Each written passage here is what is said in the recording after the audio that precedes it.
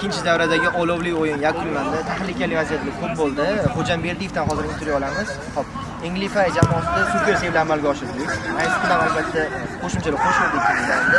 Nima deysiz o'yinni borishi, jamoadagi o'sha keskinlik haqida? O'yin kutganimizdan ancha olovliroq bo'ldi. Biz hali sal spokойroq o'yin kutgandik, chunki shu davragacha faqat pobedaga o'tibdi. Endi bular nastroy yaxshi ekan, ancha tayyorgarlik qilishgan, moralni, fizически shuning uchun qiyin bo'ldi, emotsional bo'ldi. Ikki tarafdan ham emotsiyalar ko'p bo'ldi, o'zimdan ko'p bo'ldi. Tezkor hujumlar bo'ldi. Tezkor hujum shu yo umuman to'xtamadi ko'pda. Endi shunaqa ekan, endi mana nechaga o'ynadik. Ikki komanda ham unga nima qildi? Zaslujildi, shunaqa. Demak, o'sha jamoani o'yini loyiq dedi. Loyiqda, o'yin loyiq bo'ldi nechaga. Endi bir biz, bir ular shunaqa bo'ldi endi. Albatta, fikrlaringizni mana qo'shilaman, o'yin shunaqa emotsional o'tdi. Hop, oxirgi savolim, qarang. Ikki jamoani darvozaboni ta'sir qildimi natijaga o'yinni? Ikki jamoani darvozaboni. Albatta, ular darvozaboni ham ko'p seyf qildi. Endi menda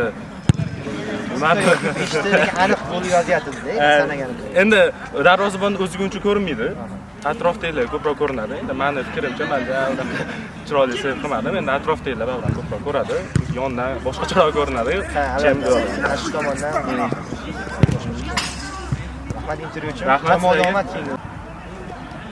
Endi G'anihonovdan intervyu olamiz. Salohiddin aka qaltis vaziyatlarga boy, tahlikali vaziyatlarga boy o'yin ko'rdik. Ikki jamoani keskinligi, darvozabonlarning sevlari. Nima deya olasiz o'yinni borish haqida?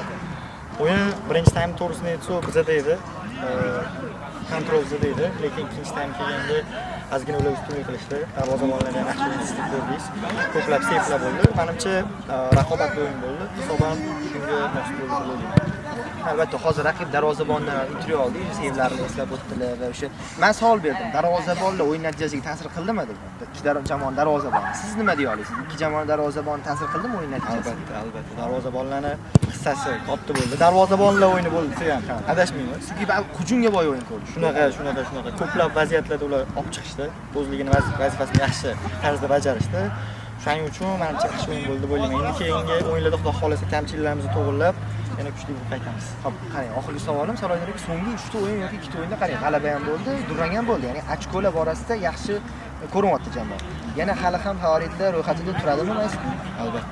Bizda agar e'tibor bergan bo'lsangiz, zaminasiz o'ynadi bu. 5 kishi o'ynadi. Tatsalasiz. Bitta Dilyoraga kelmaganlari hisobiga bolalarda ham ozgina charchash bo'ldi deb o'ylayman. Lekin xudo xolasa Mayskul favoritlar qatorida hali ham ketmoqda deb o'ylayman.